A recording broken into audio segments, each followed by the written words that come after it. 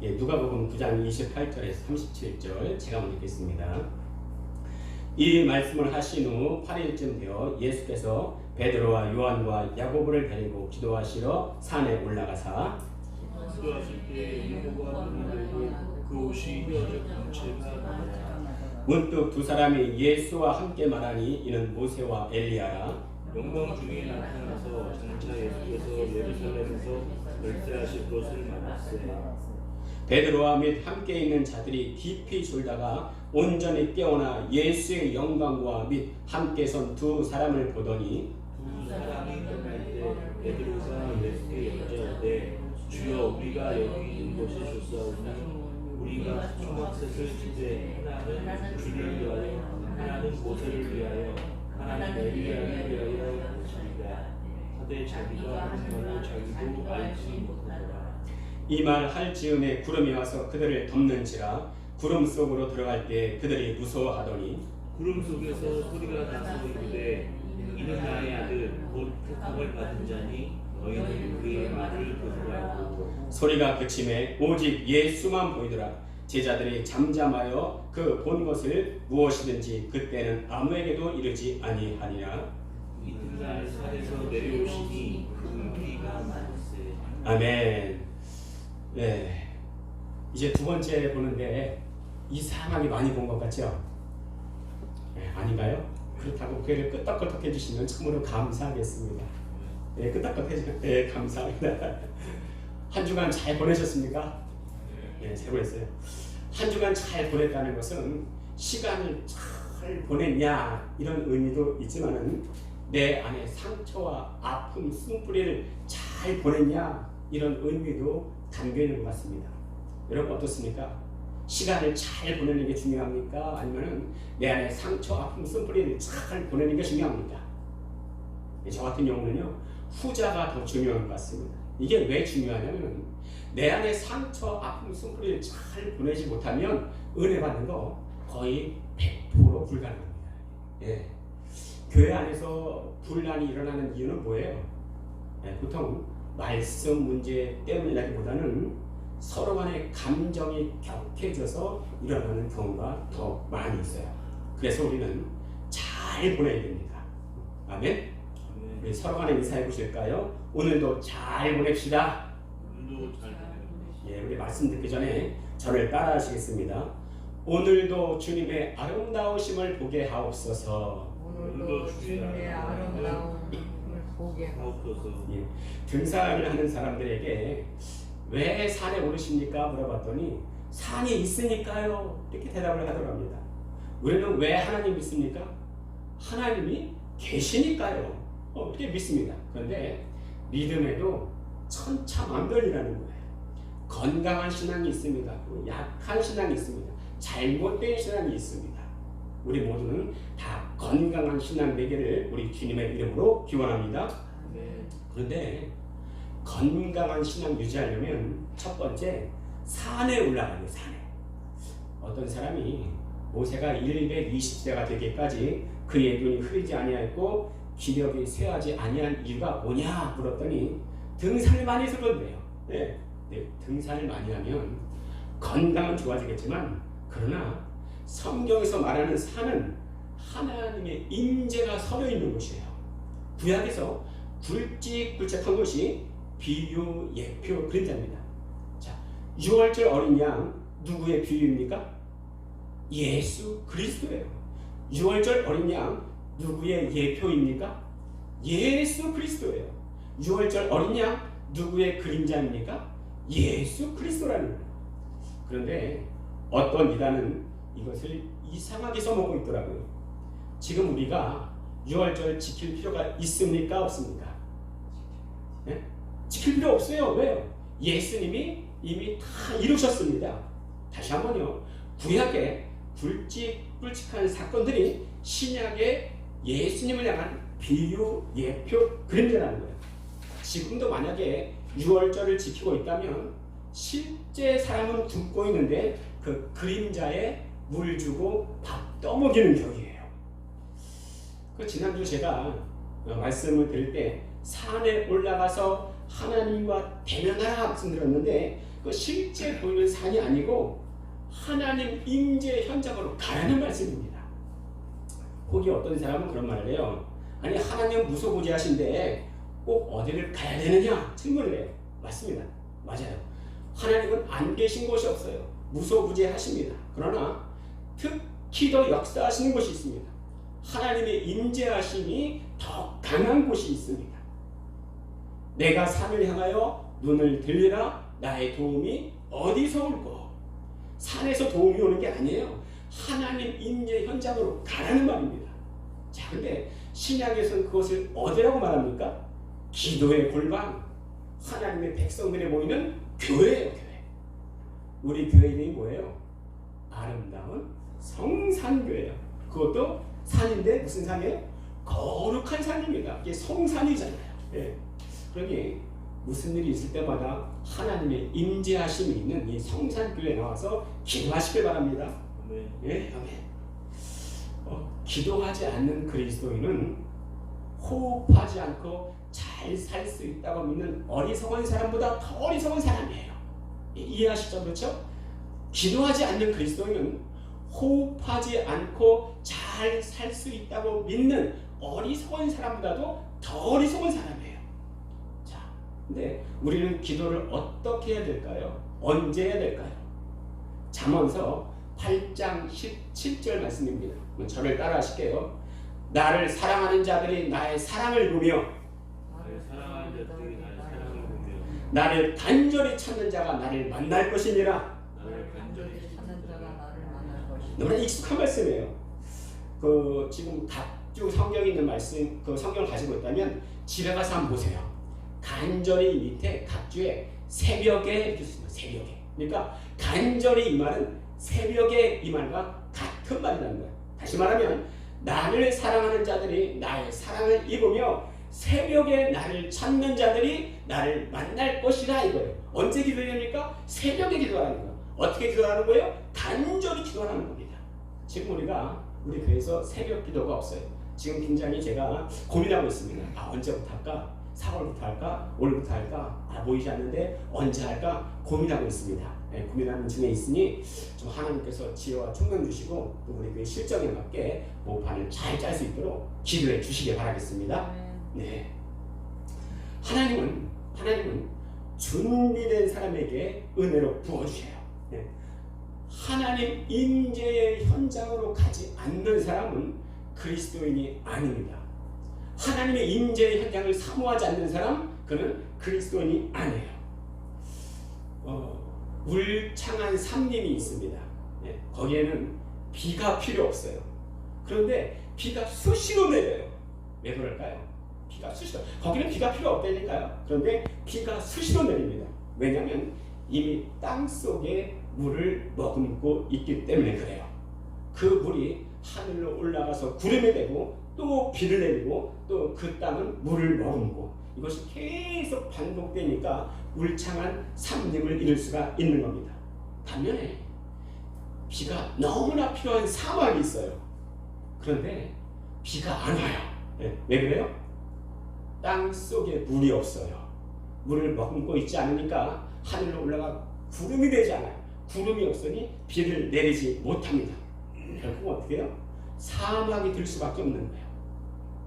여러분, 내가 좋은 밭이 되면 곧 물을 머금고 있으면 은혜의 비가 호수같이 내릴 줄로 믿습니다. 아멘. 오늘 읽지는 않았지만 이 말씀 이전에 보면 아주 유명한 사건이 나와요. 이름하여 변화산 체험이에요. 예수님이 몇 명의 제자들을 데리고 산으로 올라가십니다. 참 신기한 게요. 성경에서 지형적으로 올라간다 하면 좋은 거예요. 내려간다 하면 별로 좋은 게 아니에요. 동쪽으로 간다 그러면 별로 좋은 게 아니에요. 자, 아담이 죄를 짓고 어느 쪽으로 갔을까요?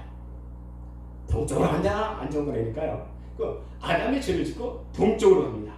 자, 가인이 죄를 짓고 어느 쪽으로 갔을까요? 동쪽으로 갑니다. 동쪽에. 예. 자, 근데 동에서 서쪽으로 간다. 이거 좋은 거예요. 그러니까 우리가 그 죄 사함에 대한 문구로 자주 쓰는 시편 103편 12절에 보면 동이 서에서 먼 것 같이 우리의 죄과를 우리에게서 멀리 옮기셨으며 동쪽과 멀리하면 좋은 거예요. 우리가 앞으로 성막에 대해서도 배울 건데 아실 거라고 믿습니다만, 자, 성막에서 성막으로 들어가는 문은 총 몇 개예요? 제가 딱 손가락으로 다 말씀드렸는데, 그렇죠? 예, 성막으로 들어가는 문은 딱 하나입니다. 어느 쪽에 있을까요? 동문이야, 동쪽.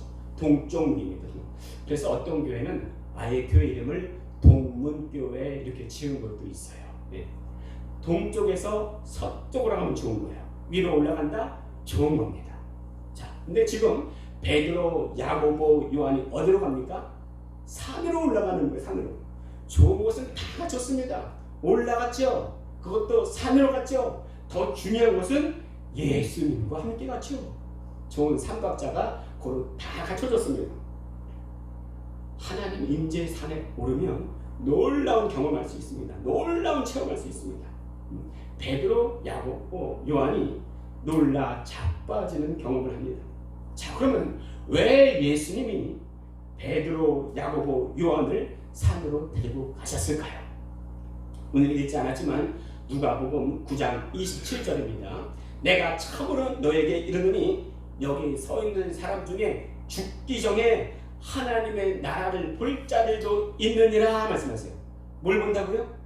하나님의 나라를 볼 자들도 있느니라, 이 말씀을 하시고 바로 나오는 말씀이 오늘 9장 28절이에요. 다시 한번 9장 28절 죽어있는 말씀 같이 한번 읽어보겠습니다. 시작. 이 말씀을 하신 후 8일쯤 되어 예수께서 베드로와 요한과 야고보를 데리고 기도하시러 산에 올라가사. 자, 바로 앞에 9장 27절은 어떻게 나왔냐면 죽기 전에 하나님의 나라를 볼 거다 말씀하셨는데 8일쯤 후에 어디로 가시는 거예요? 산으로. 이 산을 우리는 뭐라고 부릅니까? 변화산, 변화산. 자, 그러니까요, 예수님은 하나님의 나라 보여주시겠다 하시고 제자 중에서 3명을 선택해서 오늘 산에 올라가서 하나님의 나라 경험시켜주는 거예요. 이상하지 않습니까? 네? 우리가 생각하는 하나님의 나라는 일단은 죽어야 돼. 일단은 죽어서 따뜻한 하나님의 품에 앉아서 영생복락 누리는 것이 하나님의 나라 그러는데, 성경에서 하나님의 나라는요, 성경 하나님의 나라는 하나님의 통치가 있는 곳, 하나님의 다스림이 있는 곳, 이것을 하나님의 나라라고 하는 거예요. 하나님께서 추구하시는 그 무엇이 있는 현장, 이것을 하나님의 나라라고 그러는 겁니다. 자, 우리는 삶에서 뭘 추구하고 있나요? 우리는 항상 좋은 것만 추구하잖아요. 세상 사람들이 제일로 가장 중요하게 추구하는 것은 뭘까요? 뭐니 해도 머니, 그죠? 머니. 우리는 알게 모르게 우리에게 주신 하나님의 나라를 변질시키며 살고 있습니다. 우리나라 사람이 가장 많이 하는 말이 뭘까요? 제가 이미 질문 속에 답을 드렸습니다. 자, 우리나라 사람이 가장 많이 하는 말이 뭘까요? 우리라는 말이 우리, 그죠? 우리라는, 자신도 모르게 습관적으로 우리라는 말을 해요. 그렇죠? 그러니까 우리라는 말은 내 것과 네 것이 공유된다 이 뜻이 있어요. 그렇죠? 근데 우리 엄마, 우리 아버지 자연스럽게 합니다. 제가 고등학생 때 친구가 우리 집에 놀러 왔어요. 그래서 아버지가 주시길래, 야, 우리 아버지야, 인사해. 안녕하세요. 이렇게 인사하는 거예요. 근데 큰일 나요. 내 아버지가 네 아버지가 되면 안 돼. 그죠? 네. 우리 엄마야 그러는데, 아니 내 엄마가 네 엄마가 되면 안 돼. 그렇죠? 근데 심지어는 우리 아내야 그래. 아니 내 아내가 네 아내가 되면 안 돼. 그렇죠? 근데 우리는 습관적으로 우리라는 말을 써요. 그런데 우리라는 말을 안 쓰는 게 있습니다. 그게 뭐예요? 머니, 돈. 이거 우리 돈이야 이런 말 합니까? 안 써요, 안 써요. 내 돈은 내 돈이지 우리 돈 이렇게 안 쓴다는 거예요. 그 돈은요, 그 뱃속에 아기도 돈을 좋아한대요. 네, 뱃속에 아기도. 그 산모가 막 진통이 시작되는 거예요. 이제 애를 낳으려고 그래요. 근데 그 산파가 애를 빼내려고 하니까 안 나와. 야, 엄마가 너무 고통스러워. 빨리 나와라. 나와라 그래도 애가 빨리 나와요? 그런다고 빨리 나와요? 안 나오잖아요. 그때 오래 나이 많은 산파가 다 가더니 한마디를 하더래요. 애기야, 돈 줄게, 빨리 나와. 그랬더니 쑥풍 나오더라는 거예요. 뱃속의 애기도 이렇게 돈을 좋아합니다. 예, 그렇죠. 세상 사람들이 가장 추구하는 게 뭐냐? 이 money라는 거, money. 돈이라는 겁니다. 지금 현대는 돈을 위해서 친구가 되기도 하고 또 원수가 되기도 해요.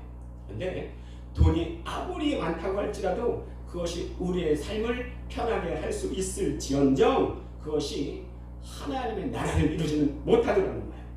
오히려 성경은 돈을 사랑하는 것이 일만하게 뿌리가 되나니 말씀하십니다. 하나님의 나라 어디서 이룰 수 있습니까? 하나님의 나라는 어디서 구현됩니까? 하나님의 통치가 있는 곳, 하나님의 다스림이 있는 곳. 자, 근데 그곳 맛보려면 어떻게 해야 돼요? 산으로 올라가야 돼요. 산으로. 다시 말씀드리지만 등산하자는 게 아니에요. 하나님 임재 현장으로 가야 된다는 말씀입니다. 그러면 그 하나님의 임재 현장 어떻게 체험할 수 있을까요? 우리 누가복음 9장 28절 다 같이 큰 목소리로 읽어보도록 하겠습니다. 시작.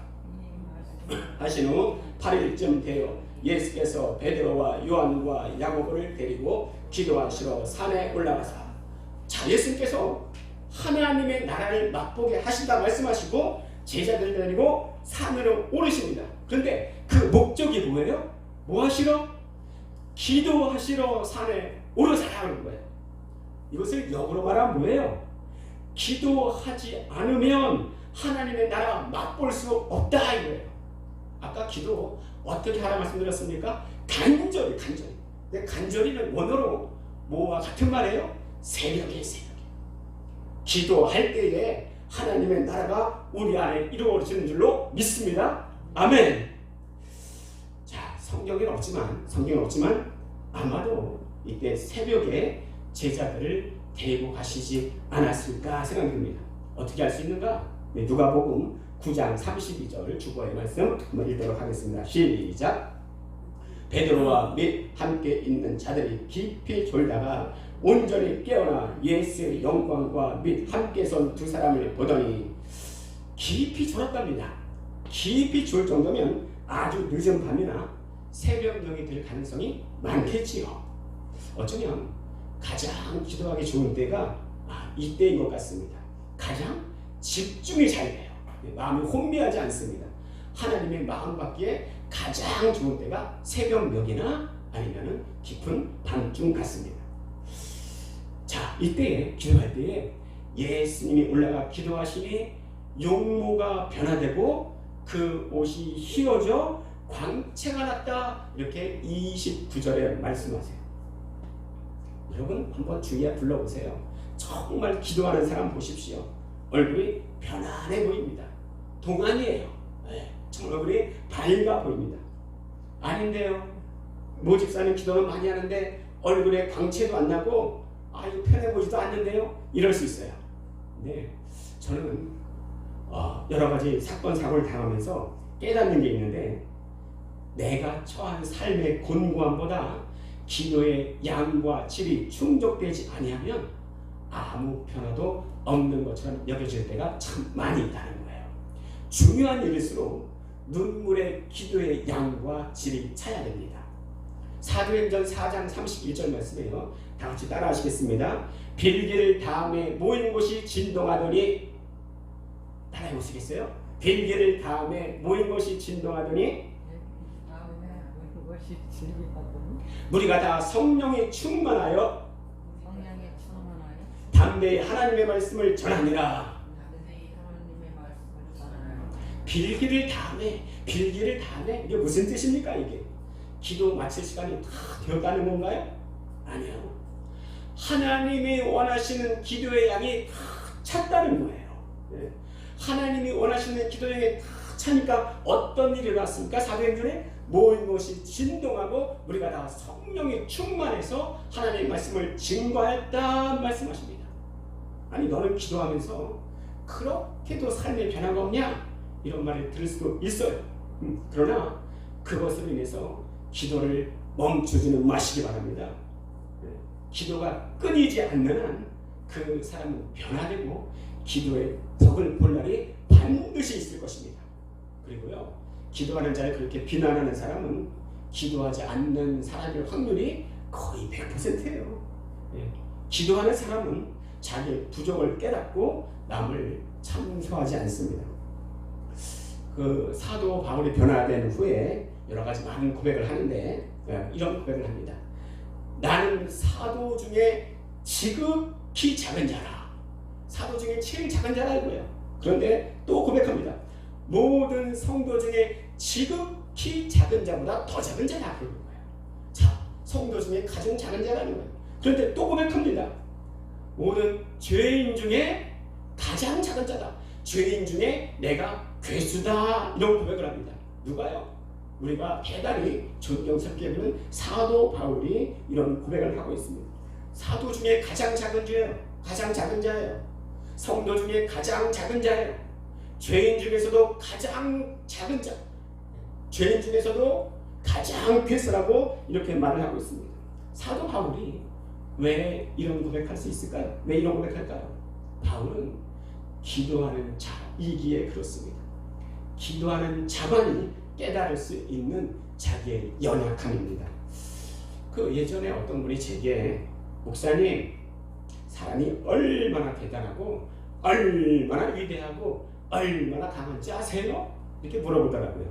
그래서 제가 그럼 집사님 얼마나 사람이 이렇게 약한지도 아십니까? 이렇게 대답하려다가 하지 않았어요.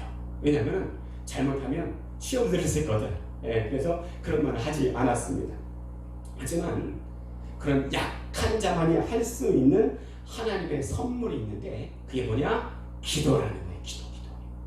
저는 정말 우리 교회가 정말로 기도하는 교회가 되기를 원합니다. 다른 어떤 것보다도 기도의 시간을 늘리고 확보하는 교회가 되어야 돼요. 기도하고 만한 사람 없습니다. 기도하고 은혜 받지 못하는 사람 없습니다. 하나님의 말씀을 말씀되게 하는 것은 기도의 질과 양이 뒷받침될 때 일어납니다. 우리 모두가 그 은혜에 참여하시기를 우리 주님의 이름으로 축원드립니다. 아멘. 자, 변화산에 올라가서 예수님이 기도하실 때 예수님이 변화의 몸을 입으시고 모세와 또 엘리야와 이야기를 하시는데 어떤 대화를 하시는가? 우리 함께 9장 31절 큰 목소리로 읽어보도록 하겠습니다. 시작. 영광 중에 나타나서 장차 예수께서 예루살렘에서 별세하실 것을 말하세. 예수님이 별세하실 것에 대하여 나누었답니다. 별세가 뭐예요? 이런 별일이네. 이게 별세가 아니잖아요. 그렇죠? 세상과 떨어진다. 이것을 넘어서는 이야기입니다. 그 원어로 별세를 엑소도스라고 합니다. 많이 들어보셨죠? 우리 출애굽할 때 엑소도스라고 그러는데 더 자세히 말하면 엑소도스는 밖으로 길을 나선다 이런 의미가 있습니다. 밖으로 길을 나선다. 어떤 길로 나선다는 게 어떤 길이에요? 천국의 길입니다. 하나님 나라로 향하는 길이에요. 그러니 우리가 장례 예식 행할 때 아이고 너무 슬퍼해서도 안 됩니다. 물론 잠시 헤어지는 것이 못내 아쉽고 또 서운함을 넘어서 그런 슬픔이 강하게 밀려올지라도 그리스도인에게 죽음이 뭐냐? 진정한 천국으로 향하는 통과 예식이라는 거예요. 그럼 우리가 장례 예배를 왜 하냐? 남아있는 유족들을 위로하기 위해서 하는 겁니다. 그래서 우리가 위로 예배라고 하잖아요.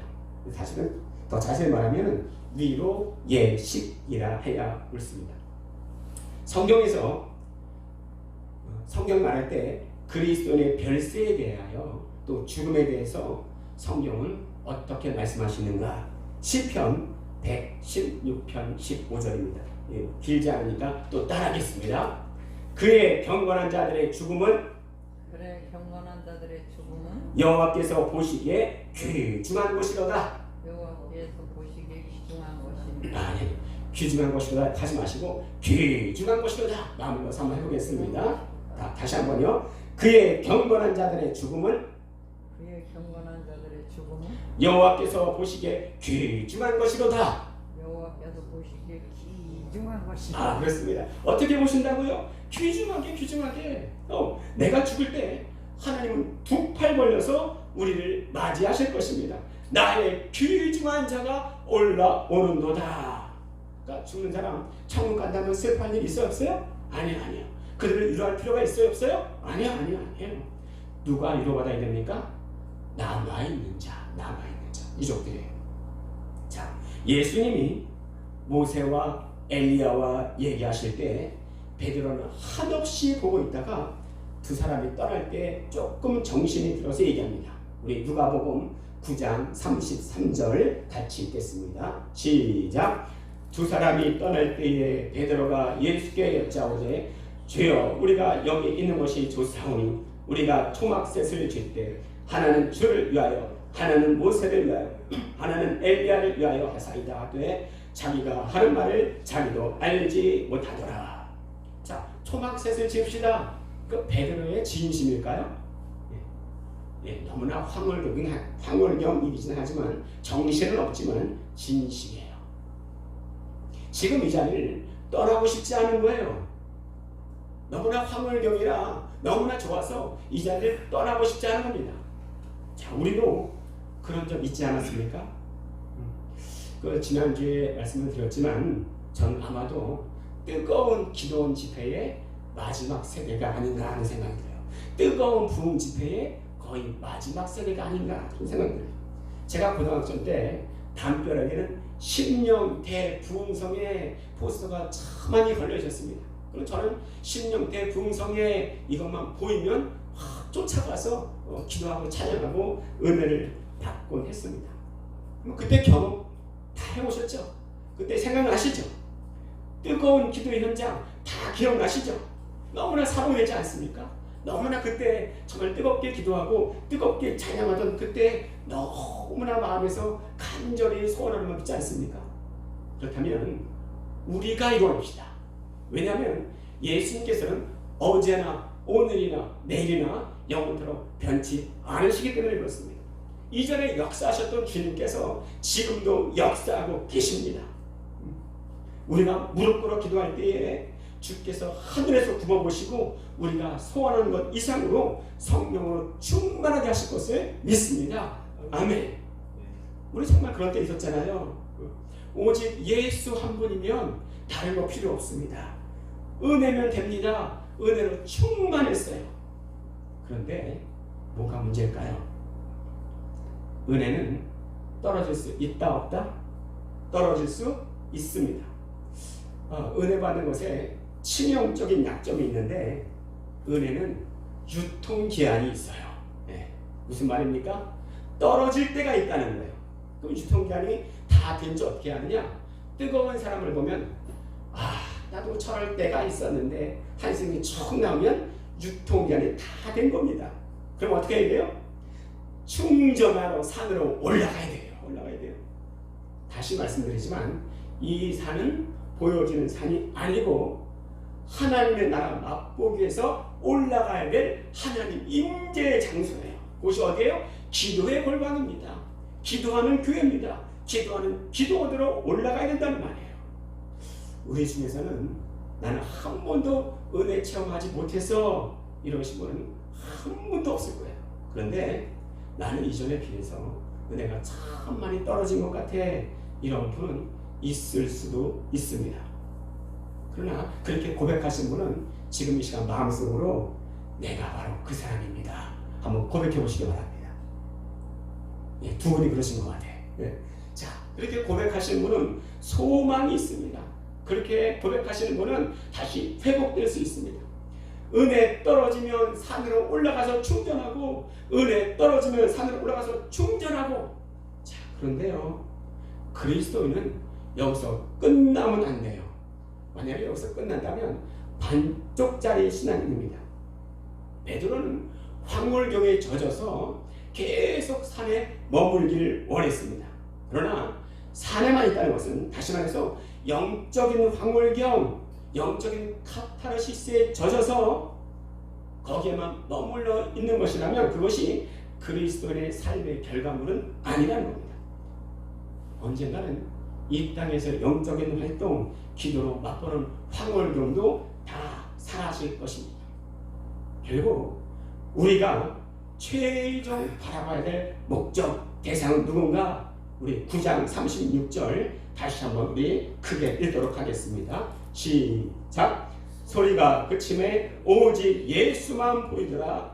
제자들이 잠잠하여 그 본 것을 무엇이든지 그때는 아무에게도 이르지 아니하니라.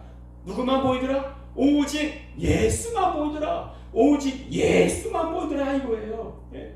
예수로 부르심을 입은 사람, 예수만 보이는 사람, 그 사람들은 결국 어디로 나가야 되는가? 우리 은혜 받으러 산으로 올라가 충전받고 다시 한번 또 산으로 올라가 충전받고 여기서 그치는 것이 아니라 주님께서는 우리를 어디에 소금과 빛으로 부르셨습니까? 교회 안에 소금과 빛으로 부르셨습니까? 아니면 세상의 소금과 빛으로 부르셨습니까? 우리를 너희는 세상의 소금과 빛이라 말씀하셨습니다. 그리스도인은 세상에 대해서 보내심을 받은 자들입니다. 내가 교회에서 은혜 받았으면, 교회에서 너무 충만하게 은혜를 받았으면 세상에 나아가 열매를 맺어야 할 것입니다. 우리의 수확은 교회 안에 있지 않고 밖에 세상에 있습니다. 산으로 올라갔으면 귀하고요, 너무 좋아요. 그러나 산으로 올라갔으면 내려가야 됩니다. 내려가서 수확해야 됩니다. 네, 마지막으로 함께 9장 37절 읽도록 하겠습니다. 시작! 이튿날 산에서 내려오시니 큰 무리가 맞을세. 그렇죠? 산으로 올라갔으면 거기서 은혜 체험을 했으면 다시 내려와야 됩니다. 왜냐하면 거기가 우리의 사명지이기 때문에 그렇습니다. 지난주 5일 때 호세아서를 통해서 사명에 대해 말씀드렸습니다. 못 보신 분들은 이따 광고할 때도 말씀드릴 텐데 제 채널에서 다시 볼 수가 있어요. 바라기는 주님과의 대면 속에서 날마다 충전함을 입고 우리의 본 사명인 세상에 나아가 소금과 빛으로 하나님의 기쁨, 사람의 기쁨 다 되어지는 우리 소중한 한 분 한 분 다 되어지시기를 우리 주님의 이름으로 축원드립니다. 기도하시겠습니다. 살아계셔서 지금도 역사하신 아버지 하나님 감사드립니다. 온전히 주님께서 정말 우리를 부르셨사오니 온전히 아버지 하나님 정말 주의 은혜 가운데에 머물러 있을 수 있도록 하나님 역사하여 주시옵소서. 감사드리며 예수님의 이름으로 기도드립니다. 아멘.